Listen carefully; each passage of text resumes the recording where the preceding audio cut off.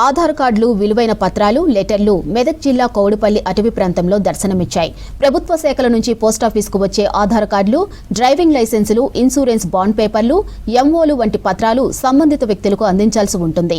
కానీ వాటిని కౌడుపల్లి శివారులోని అటవీ ప్రాంతంలోని బట్టమ్మ ఆలయ ప్రాంగణంలో పారేసినట్టు గుర్తించారు స్థానికులు.